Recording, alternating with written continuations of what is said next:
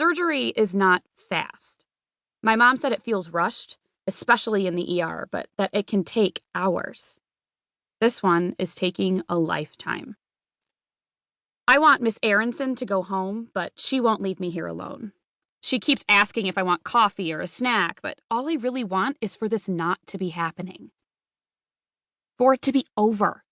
For the doctor to come out in a fresh surgical gown and tell me that everything's going to be fine, that I can go see my mother, that she'll be home in a couple of days and we should take it easy for a while, watch movies and eat ice cream.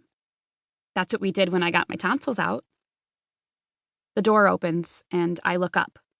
My eyes are ready to see that clean blue gown, that disposable cap they always wear on TV. Instead, I see my dad. Who called him? I didn't call him. In fact, that never even occurred to me. But when Miss Aronson stands to greet him, I understand. His name and phone number are in my file at school, which means the school knows almost as much about him as I do. How to get a hold of him in an emergency. My dad glances at me and he looks worried. Sympathetic in a complicated, polite way that would tell anyone watching that he and my mother aren't together. That his sympathy and worry are for me, not for her. But there's no one watching. Miss Aronson fills him in, speaking in a discreet whisper, and I catch a few phrases. On her lunch break, car came speeding around the corner. Fortunately, she was less than 50 feet from the hospital already. No updates yet. My dad thanks her with a pat on the arm, and you'd never know this is the first time they've ever met. In fact, today's the first time I've ever spoken to Miss Aronson, other than that time she stopped me in the hall to say that the hem of my shirt didn't quite reach the waist of my jeans, so I'd either have to cover up or go home and change. I wore my friend Georgia's purple hoodie, but I only zipped it up when I caught a teacher looking. Dad doesn't know about that because a wardrobe violation doesn't count as an emergency. Other things that don't count as a dad-level emergency: chipping a tooth on the mouthpiece of my clarinet, locking myself out of the house after school, and getting my first period. Michaela, my dad says as he sinks into the chair next to mine. He's wearing slacks and a button-up shirt with a tie. I'm so sorry. How are you holding up? She likes the Greek place on the corner. That's probably where she was going.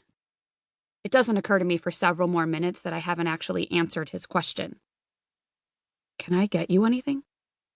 He asks, as if he's a waiter and I might be done with my plate. And really, that's what this feels like.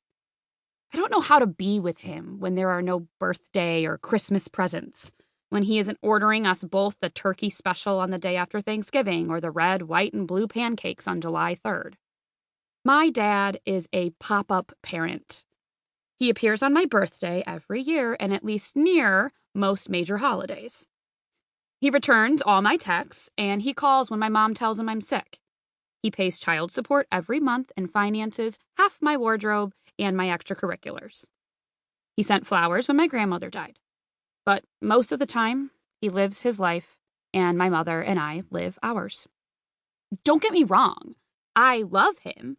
I just don't know him well enough to know whether or not I should actually like him. Yet, here he is, on a moment's notice.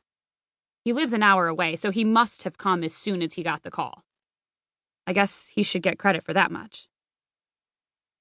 If you're sure you don't need anything, I'm going to go see what I can find out.